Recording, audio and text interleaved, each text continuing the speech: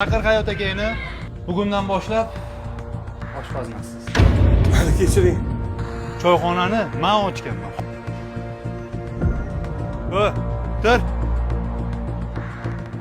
Doston?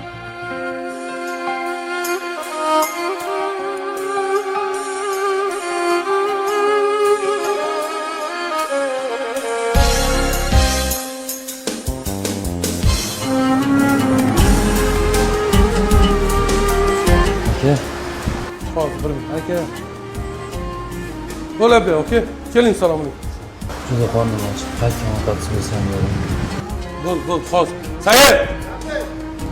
Akani olib joylashtir. Keyin qaytib kel oldimga.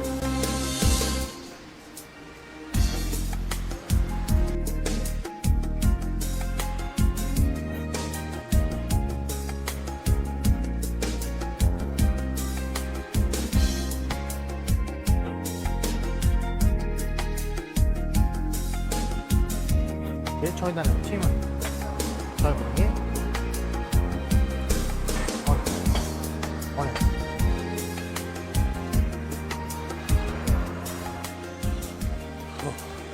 Haydagi? Ha, o'tirgan odamsan, xavotir olmanimcha.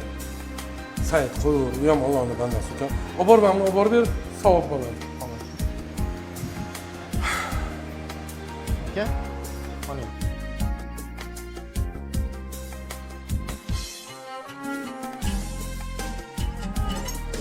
Bo'ldi, soat 9 ga 1:30 osha. Xo'p. Sayid. Kelib xo'jayin. 9-xonaga osh suzildimi? Ha, suzildi. Xo'p, 15 minutdan keyin 11-xonani ovqatini berasan. Bo'ldi. Kimmanmi? Bilmadim, boya Hayot aka aytdi, ovqat bergin deb. Ovqat solib berdim, olib chiqib berdim. Nima ahvol bu? Xohlagan odamingni olib kirib o'tkazib qo'ysalar, Chaqir Hayot akani. Salom alaykum. Nima ahvol bu Hayot aka? Choyxonani men ochganman. Xohlagan odamingizni olib kelib o'tkazib qo'yishingizga haqqingiz yo'q. Haddingizni biling. Xo'p. Tur. Doston?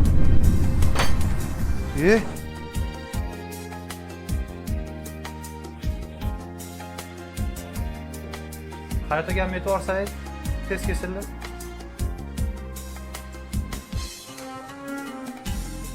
Salom alaykum. Assalomu alaykum. Hayot aka, keling. Chaqirtirganmisiz? Ha, sizga muhim bir topshiriq bor.